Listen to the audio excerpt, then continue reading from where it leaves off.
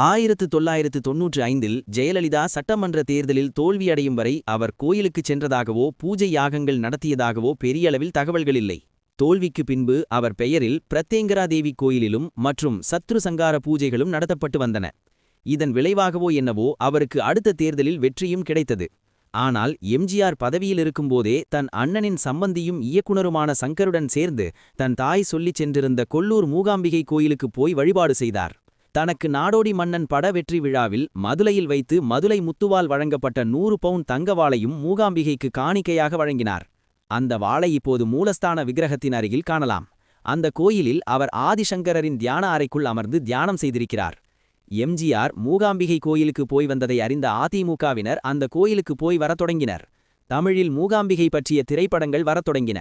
அடிமட்டத் தொண்டர்களும் மாதந்தோறும் பணம் செலுத்தி மைசூர் சாமுண்டீஸ்வரி, கொல்லூர் மூகாம்பிகை என டூர் போய் வரத் தொடங்கினர்.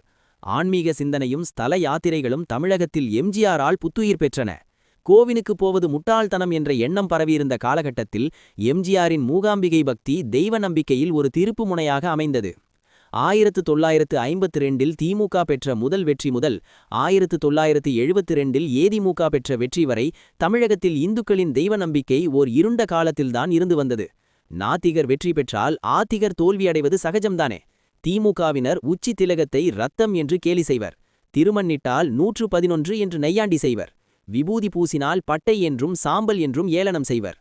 கலைஞர் கருணாநிதியே நேரடியாக இந்த கேலியில் இறங்கியதால் இந்து மத அடையாளங்கள் பெரிதும் விமர்சனத்துக்குள்ளாயின. இந்த நிலை எம்ஜிஆர் மூகாம்பிகை கோயிலுக்குச் சென்றதும் மாறியது. மேலும் எம்ஜிஆர் உடல்நலமின்றி அமெரிக்காவில் இருந்தபோது அவரது ரசிகர்கள் நடத்திய வழிபாடுகள் தமிழகத்தில் மாபெரும் ஆன்மீக புரட்சியை ஏற்படுத்தின.